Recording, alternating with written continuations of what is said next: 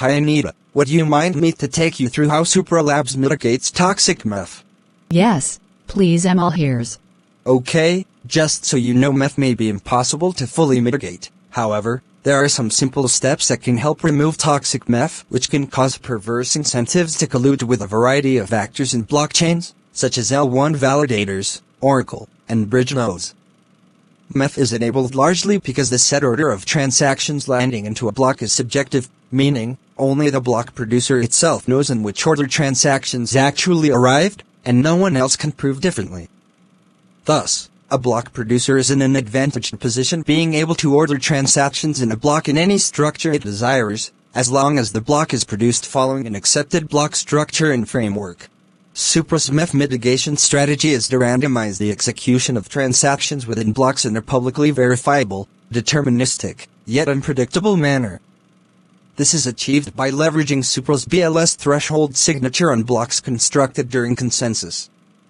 Threshold signatures have the wonderful properties of being aggregatable, with the final signature being consistent despite which combination of nodes collectively signed as long as the appropriate threshold is met. Moreover, as long as a single honest node is present within the threshold of signers, the final output is unpredictable in advance. If transaction execution is randomized, no single party can determine exactly where their transaction will sit in the block's execution.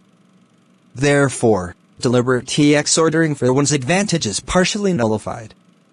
The astute observer would suggest simply spamming to increase the probability of a transaction landing in the desired location within a block, for example, backrunning an Oracle price feed update.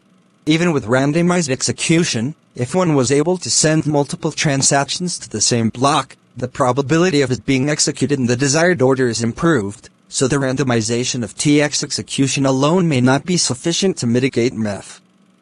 To counterbalance the spamming strategy, we are pairing randomized execution with localized fee markets such that updating particular state becomes exponentially more expensive, thereby making it less profitable to spam. Wow. This is very informative. Thank you so much. I will get to know more about it later.